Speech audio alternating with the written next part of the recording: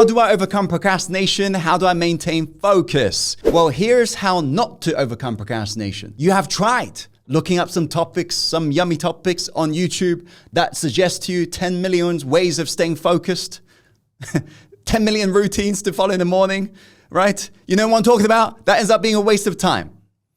So here's how not to overcome procrastination. Here's how not to change your life. The number one way you guarantee failure in life is about this realization. Most people fail to change in their life because they're looking to change their problem without understanding why they're in that problem in the first place. And that's important because if you now want to actually overcome this problem, you got to know clearly why you're in that problem.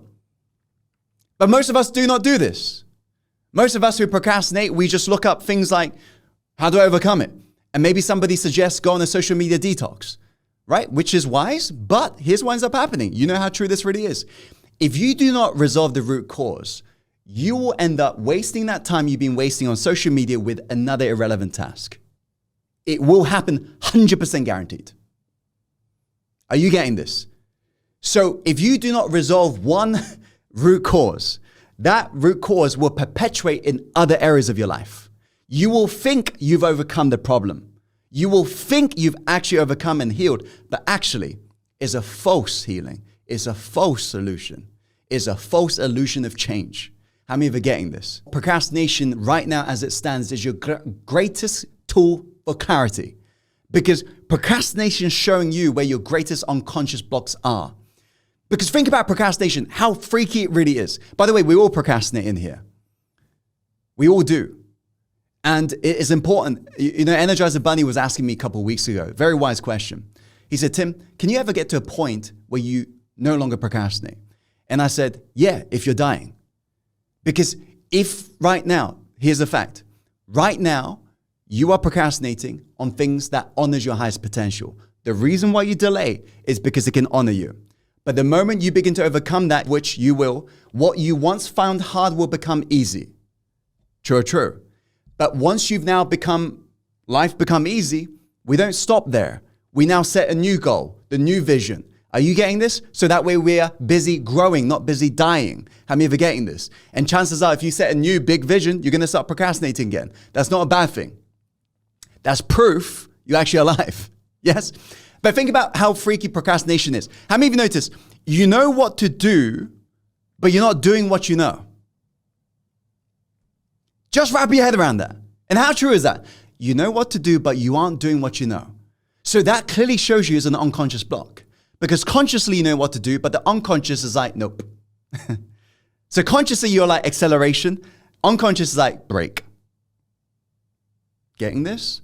And this is why if you want to overcome procrastination for real, otherwise the cost is you begin to lose more hours of your life you'll never ever get back. This is why it's important. Anytime the mind's like, oh, I don't want to do this. You don't focus on the ROI, the return on investment. What you focus on is the COI. And what is COI? The COI gets you into action. You ask yourself, what's the cost of inaction? What's the cost of you doing nothing? What's the cost of you delaying this right now? What's the cost of you not getting started today? What's the cost of you 10 years from now?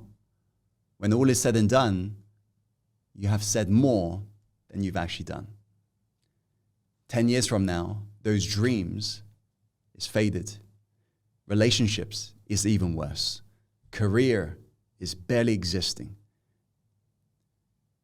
What's the cost then? Because one could say, if you don't do this now, tomorrow is not going to be easier. Tomorrow will be harder. You see, the reason why we often delay is we believe not doing anything is safe. How many of you notice how true that really is? So we've got this belief that delay is an unconscious belief, is safe. But the fact is, think about this logically as an intelligent people that we are. The fact is, this does not account for life itself.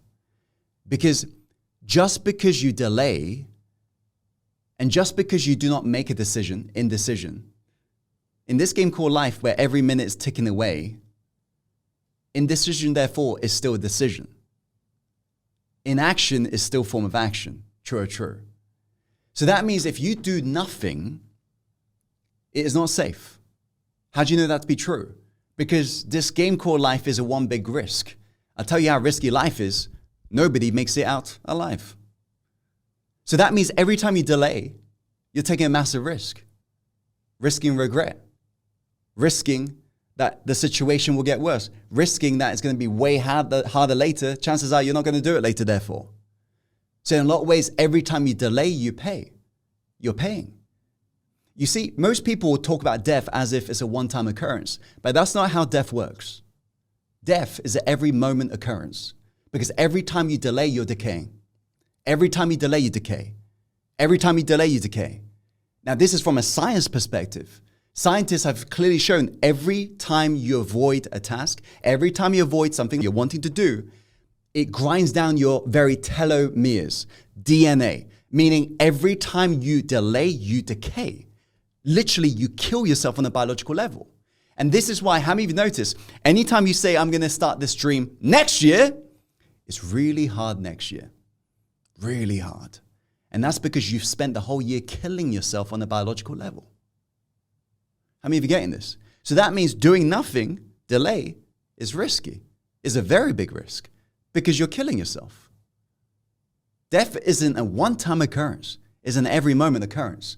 Right now, you're either living or busy dying. Either you're growing or dying. Either you're existing or you're growing. Are you getting this? That's a choice. Yeah? We can choose. What do we want to do? You know, in the end, how many of you agree? If we think about it, if you do nothing, the chances of success is 0. True or true? But if you do something, chances of success or failure is 50%. Yes or no? So in the end, you've got a choice to make. You can either try it and risk that you might fail by the way, or risk that you might actually succeed, or not try it and thereby guarantee you'll fail. The choice is always ours. When you agree, in the end, what is really worse? Never trying or failing? Really?